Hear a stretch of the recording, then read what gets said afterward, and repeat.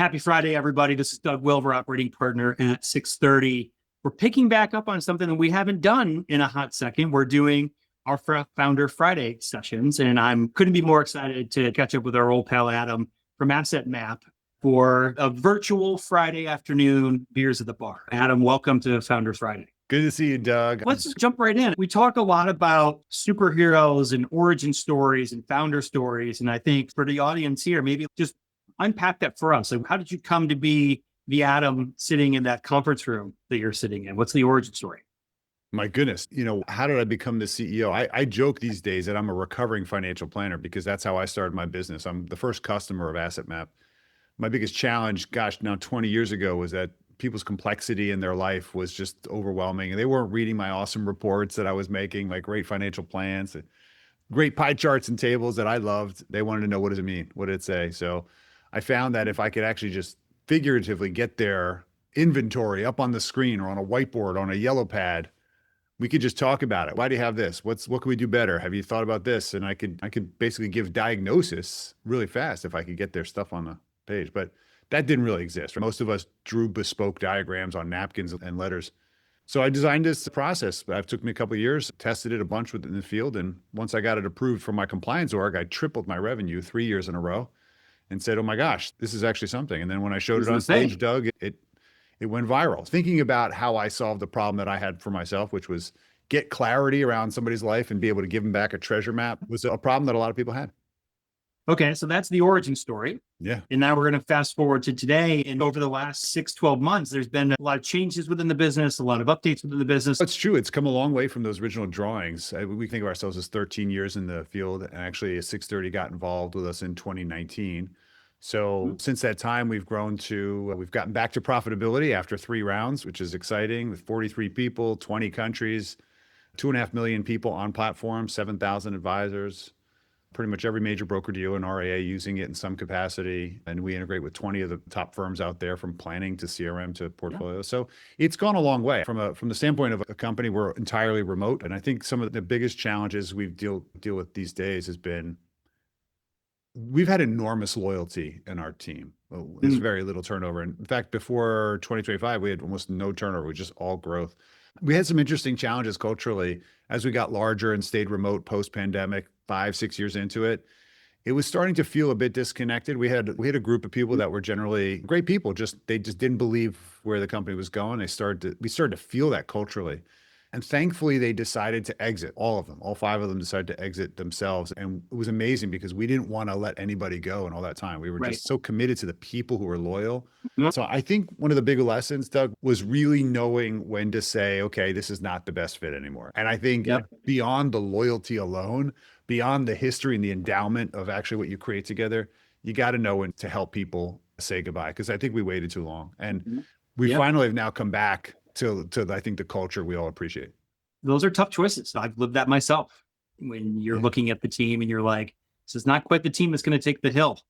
How are we gonna rally these troops and get them aligned? Okay, so tough choices around the team is galvanizing the culture and galvanizing your internal crew. What about broader ecosystem? And we've said it time and time again. Success isn't just built inside your own 4 walls. It takes a village. What are those learnings since the very early stages of Asset Map to where you are today? Like, are there any stories about collaboration, partnership, ecosystem that come to mind? Yeah, gosh, there's a couple of things that come top of mind. One of the things is I continue to relearn the fact that you could have the greatest marketing, but if you don't have people that are out there, advocates for your champions that are getting you into doors. I think we're still in a very strong network community. I spend a lot of time building community, building relationships with people in industry so that I could, for probably 50 CEOs that we all use, I could probably pick up my cell phone and call them or text them. So I've spent a lot of time over the past 7-8 years just really building low expectation community. Hey, how can I help you? And those things pay off in times when you need to. I remember one of the guys I went on a huge trip with, I never would have thought of it. I said, I really want to, I've been working on this project for 7 years. He says, oh, you need, wait, hold on. He picked up a cell phone and he called the guy and he changed the entire direction because I had built relationship and trust with him. So I think you're right. It does take way more than you think. It's not just the basic blocking, tackling. It's also the relationship building. Yep, absolutely.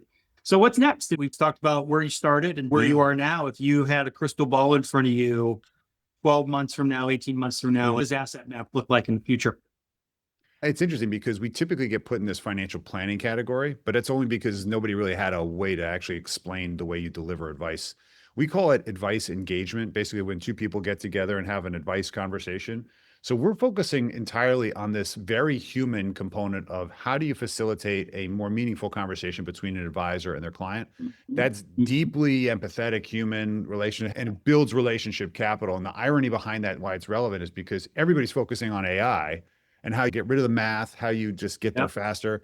And we're Yep. focusing on actually how do you facilitate the deeper, slower, more real connected thing. Yeah. And it's a big bet because obviously everybody's excited about AI.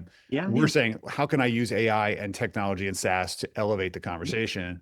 So you're going to see us really building out this idea of conversational financial planning much more because we think the human is the kind of last frontier. Cool. And given the fact that wealth management is so intimately based on trust, you got to focus there, in our opinion. So that's where we're going, man. And I hope we're right on it.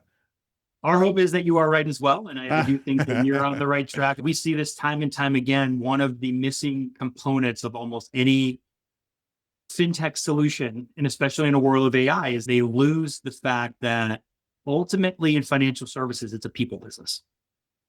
And Yeah. people want to engage with people, and how we empower the advisor to be more personalized, to be more engaging, to have that conversation that's going to be the unlock with the client. It's that last mile delivery that really matters and Absolutely. separates the good advisors from the bad. Absolutely. In fact, we call it no longer the point of sale, it's the point of advice. And Yeah. that's really where all the relationship and trust is built. Mhm. That when that moment, even if the window of attention span has shrunk to like 15 Yeah. minutes left. Okay. So now we're through the sort of the business speak. Okay. Now we get to the fun part of Founder Friday, where we peel back the Adam onion a little bit here and we get to know you a little bit as a person. So look, everybody's got that secret guilty pleasure, something they don't always want to talk about. We had another founder Okay. talk to us about his secret guilty pleasure is like K-pop. What's Adam's secret guilty pleasure that he's going to disclose for the universe today? Nerd clusters. Okay. Yeah. This is candy my kid I mean, introduced me to, very nerd clusters. delicious. I was like, this is the best candy ever. So I try not to eat it. I'm not allowed to eat it. But yeah, nerd clusters are my guilty You got a pleasures. My favorite that you family. like the best? I don't know the red one. Yeah. I don't think that hard, man. I Red's see a a flavor. bag and I'm like, we need that at home. We need that bag at home. And somehow it disappears. You and my children would get along very well. Oh, I There's like your always children somehow already. a bag of nerd clusters is always showing up in my house. There you go. Okay, so nerd clusters. That's question Okay. number one. You live in Philly. You're a Philly guy through and through. If you had to live anywhere else in the country, mountain, beach, U.S., international, pick one, put a flag, put the Adam flag anywhere else in the world. Where would it be? Vancouver. Okay. You know what? I Why? grew up in New York City. I kind of got raised here in Philadelphia. So I like cities. I like culture, people around. Okay. I'd like going to different restaurants if every day if I have a choice. But yeah, every time I've gone to Vancouver, I felt it to be a clean, modern city that's right on the water, You're not wrong. the park there Yeah. and right near skiing. Yeah. And I don't know, it just seems to me like a very, I don't know, appealing place to be. And I never did it. Okay. So next question. We can't work all the time. We Mhm. work a lot. We can't work all the time. When you're not Yeah. working, what do you like to do? How do you like to spend your time? My daughter also got me into ceramics. So I do pottery now.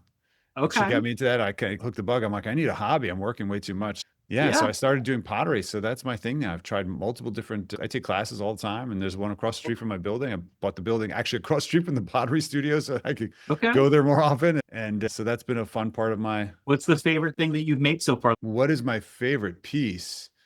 I tried some mold making recently. I made some really cool vases and I painted them and did all that kind of stuff and experimented with different glazes. It's a very frustrating hobby, by the way. So Yeah. things break Yeah. and doesn't turn out how you expect it. But I'm actually taking a break, but I'm looking forward to get back into it so I can take my knowledge to the next level. Love it. I love it. This is awesome. This is awesome. I was not expecting that. Okay. So I think I asked my last question, which would be if you weren't the CEO of AssetMap, what would you be doing? I think you'd have a little pottery studio in downtown Vancouver, perhaps. No. What if I could run any company that I wish I had started? That was going to be my second to last question for Oh, you. So, well, let's go into it. What's the company that you're like, man, that was a good idea. I wish I thought of that. What company would that be? I think I took that differently. Because I would have said Porsche because that way I could drive Porsches all the time. And I Yeah. don't have one. I just always wanted one as a kid. I just figured being an heir to that, you'd be around cars a lot. So I do Yeah. like cars.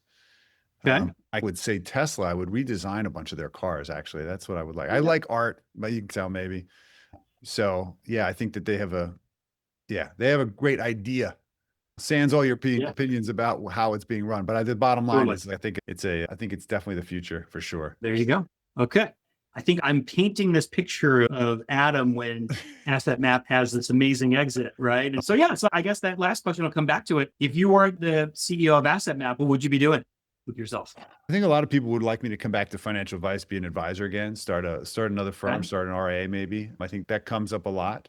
But I have so many ideas that are on the docket. I can't tell you yet because you might fund them. You never know. You might want to use them or steal the idea. But there's lots of ideas I think that are still open for entrepreneurs to solve problems. And given this new kind of AI involvement, there's so much opportunity.